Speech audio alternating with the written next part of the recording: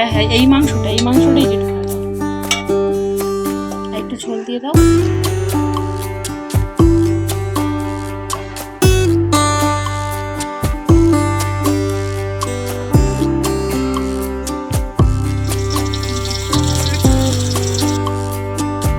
Hello, আমি অনুপ্রিয়া। আশা করছি আপনারা সবাই সুস্থ আছেন, ভালো আছেন। প্রিন্সেস ফ্যামিলিতে আরও একটা নতুন ব্লগে সবাইকে আজকে স্বাগত টিফিনে জানাই। রয়েছে রুটি আর তরকারি। তরকারিটা তো দারুণ দেখতে হয়েছে আর খুব সুন্দর গন্ধও বেরিয়েছে। আর এটা ছিল কুল আর আঙ্গুর। মা সকালে পুজো দিয়েছিল, সেই পুজোর প্রসাদ। আমার চ্যানেলে যদি নতুন হয়ে থাকেন প্লিজ সাবস্ক্রাইব করে পাশে থাকা বেল আইকনকে প্রেস করে রাখুন, তাহলে আমার পরবর্তী ভিডিও নোটিফিকেশন সহজেই চলে যাবে আপনার ফোনে। আজ ভিডিওটা আমি এখান থেকেই স্টার্ট করছি, আপনারা আমার সাথে থাকুন আর পুরো ভিডিওটা দেখতে থাকুন। আশা করছি আপনাদের ভালো লাগবে। আর খাওয়ার সময় গল্প হচ্ছিল পাউরুটি দিয়ে কার কি খেতে ভালো লাগে। আমার তো দুধ চা দিয়ে পাউরুটি খেতে খুব ভালো লাগে, মায়ের আবার দুধ দিয়ে ভালো লাগে। দেশি মুরগির মাংস স্বামী আবার কেটে নিয়ে এসেছে।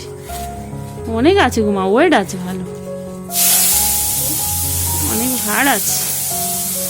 বাবা তেল হয়েছে কি? হ্যাঁ বড় মুরগি মনে হচ্ছে, দাঁড়াও ঢালি। বাবা তেল, বড় গামলাটা ভরে গেছে। তারপর আমি শুরু করে দিয়েছি মাংসের আলুগুলো ভাজা করতে। আর এদিকে সমস্ত মশলাও আমি বেটে রেডিও করে নিয়েছি। কিন্তু হঠাৎই হাজবেন্ড এসে বলছে মাংসটা উনি বানাবে। মাংসটাও ধুয়ে রেখেছি, দেশি মুরগি। আর কি দারুণ চর্বি হয়েছে। আর দেখা যাক, কম তেল দিয়ে রান্না করা হবে। আর এখানে চলছে মাংসের আলুগুলো ভাজা। ভাত রুটি যে কোনো খাবারের সঙ্গেই সহজেই মানিয়ে যায় মুরগির মাংস। এই মুরগির মাংস রান্না করতে গিয়েই যে উপকরণগুলি দরকার হয় সেগুলো হলো পেঁয়াজ, রসুন, আদা, টমেটো, লঙ্কা। আর মুরগির মাংস যদি চামড়াযুক্ত হয় তাহলে তো চামড়ার মধ্যেই অনেক ফ্যাট থাকে, সেটা তেলেরও কাজ করে। তাই আজ আমরা বানাবো কম তেল দিয়ে মাংস রান্না। তবে আমি তো প্রথমে ওই ভেবে মাংসটা শুরু করিনি, তাহলে আমি আলুটা ভাজা করে নিতাম না। যাই হোক, তবে আমি কম তেল দিয়েই আলুটা ভাজা করেছি। তারপর হাজবেন্ড শুরু করে দিল কম তেল দিয়ে মুরগির মাংস। তবে কম তেল দিয়ে রান্না করতে হলে কিছু মশলা আপনাকে আগে থেকেই বানিয়ে নিতে হবে। আর এরই মাঝেই মা নিয়ে বসে গেছিল পাকা পেঁপে কাটতে। পাকা পেঁপে। অত পেঁপে গেলে ভাত খেতে পারবেন, পেট ভার হয়। বাবা পচে ফেলে ফেলে দিতে হবে, ঠিক জানি না একটা করে খাবে। ওই ধরুন জিরে গুঁড়ো, ধনে গুঁড়ো, হলুদ গুঁড়ো আর লঙ্কার গুঁড়ো গরম জলে একটা মিশিয়ে রাখতে হবে, তাহলেই রঙটা খুব সুন্দর আসবে। আর যেহেতু কম তেল দিয়ে রান্না হবে, একটু ঢাকনা দিয়ে দিয়েই ভালো করে সিদ্ধ করে নিতে হবে। হাজবেন্ড রান্না করছিল কিন্তু বলে দিয়েছে একদম আমার ছবি তোলা যাবে না। এদিকে মশলাটা তো হয়ে গিয়েছে, এখন তার মধ্যে মাংসের চর্বিটা দিয়ে দিচ্ছে।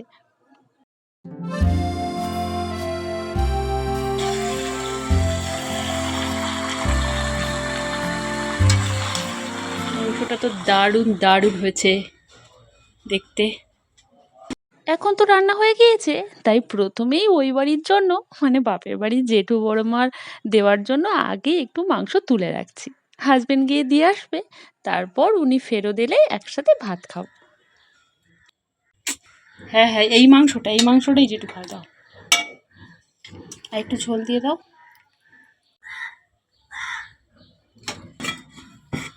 চলো এবার আমি নিয়ে যাচ্ছি। আর এখন হাজবেন্ড ওই বাড়ি থেকে ঘুরে চলেও এসেছে। চলুন তাহলে দুপুরের খাওয়া দাওয়া সেরে ফেলি। মাঝে অনেকটা সময় কেটে গিয়েছে, হ্যাঁ এখন ঘড়িতে ওই 5:30 মতন বাজে। আর এখন আমি রেডি হয়ে নিচ্ছি, মাকে নিয়ে যাব ব্রিজে ফুচকা খেতে। হয়ে গেছে না? মা তো রেডি হয়ে গিয়েছিল, তাই নিচ থেকে ডাক দিচ্ছিল। আর হ্যাঁ, আরেকটা কথা তো আপনাদের বলাই হলো না। আমার বোনও আবার হঠাৎ করেই এসছে। মানে ওর স্কুটিতে একটু প্রবলেম হয়েছিল, সারাতে দিয়েছে। আজ নাকি গাড়িটা ফেরত পাবে না। তাই বলল, দিদি তোর ওখানে যাব। আর মাকে বললাম যে মা ও বোন যখন এসেছে চলো ৩ জন তাহলে ব্রিজে ফুচকা খেতে যাই। মাও রাজি হয়ে গেল। তাই আমরা রেডি হয়ে বেরিয়ে পড়েছি ফুচকা খাওয়ার উদ্দেশ্যে।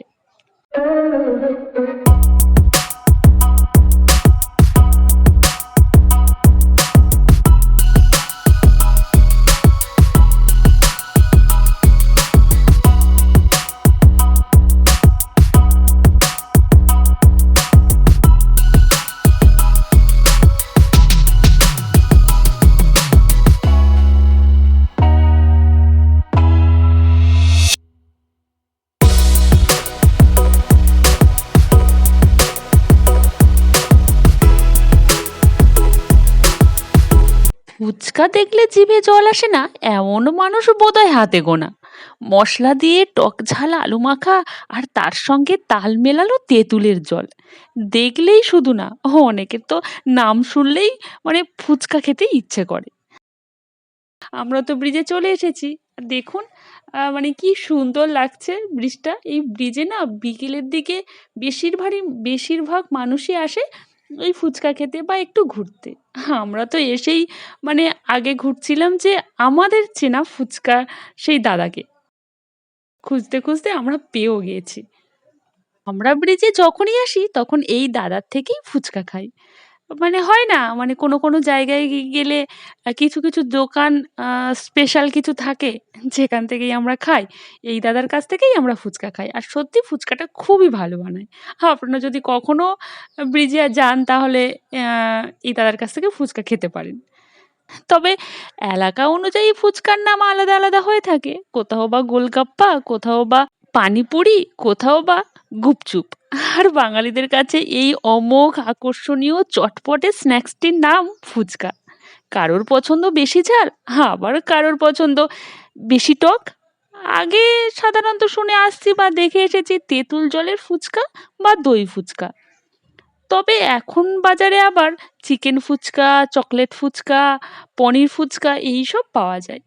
এখন বাজারে যত রকম ফুচকা আসুক না কেন, ওই আলু মাখা টক জল দেওয়া ফুচকার সাথে কোনোটার তুলনাই হয় না। আপনারা কি বলেন? আপনাদের কোন ফুচকা খেতে ভালো লাগে? আমাকে অবশ্যই কমেন্ট করে জানান।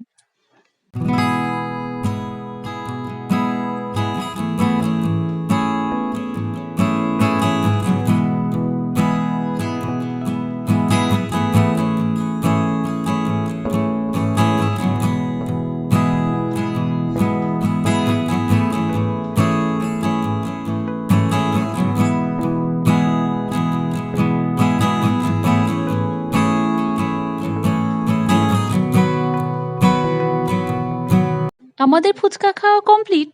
তবে বাবার জন্য কিছু ফুচকা নিয়ে যাব। বাবাও ফুচকা খেতে ভালোবাসে। তবে এই ব্রিজে বিকেলের মানে একটু সন্ধ্যার দিকেই একটু বেশি লোক আসে।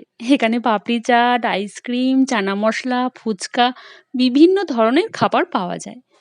আর এদিকে সূর্য অস্ত যাচ্ছিল, নদীর চারিদিকটা লাল আভায় মানে ভরে গেছে। এত সুন্দর প্রাকৃতিক দৃশ্য কি বলবো! দারুণ সুন্দর লাগছিল। আমরা কিছুক্ষণ এখানে দাঁড়িয়েছিলাম। তারপর ব্রিজের একদম শেষ প্রান্ত পর্যন্ত হেঁটে গিয়েছিলাম। সেখান থেকে এখন বাড়ি ফেরার পালা। চলুন তাহলে বাড়ির দিকে রওনা দেওয়া যাক। আসার পথেই বাবাকে ফোন করে দিয়েছিলাম। বাবাও বাড়ি চলে এসেছে। আর বাড়িতে এসেই আমি আগে সেই টক জল, ফুচকা, আলুগুলোকে বের করে নিয়েছিলাম। ওটা ওটাই কেন খেতে পারবে না? বাবা ফুচকা খেতে ভালোবাসলেও বাবা কিন্তু বেশি ফুচকা খায় না। আমি মাত্র এই কয়েকটা ফুচকা নিয়ে এসেছি, তাতেই বাবা বলছিল আমি এতগুলো খাবো না। আমি সেটাই সেই জন্যই জোর করছিলাম যে তুমি কেন খেতে পারবে না, সবগুলোই তোমাকে খেতে হবে।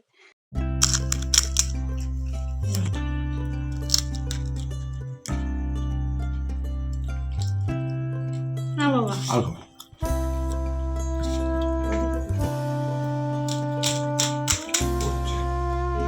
হ্যালো। বাবারও ফুচকাটা খেতে খুব ভালো লেগেছিল। তবে খুব বড় একটা বিপদের হাত থেকে আমরা বেঁচে গেছি। ফুচকাটা খেতে গিয়ে বাবার গলায় এমনভাবে আটকে গিয়েছিল যে আমরা তো খুব ভয় পেয়ে গিয়েছিলাম। তবে ভগবানের ইচ্ছে তেমন কোনো সমস্যা হয়নি। ফুচকা খেতে খুব ভালো লাগলেও সবাই খুব সাবধানে খাবেন আর খাওয়ার সময় কথা বলবেন না, কারণ শ্বাসনালীতে আটকে বড় বিপদ হতে পারে। আজ ভিডিওটা আমি এখানেই শেষ করছি। দেখা হবে খুব তাড়াতাড়ি পরবর্তী একটি নতুন ভিডিওতে। আপনারা সবাই সুস্থ থাকবেন, ভালো থাকবেন, আর ভিডিওটা কেমন লাগলো অবশ্যই জানাবেন। টাটা।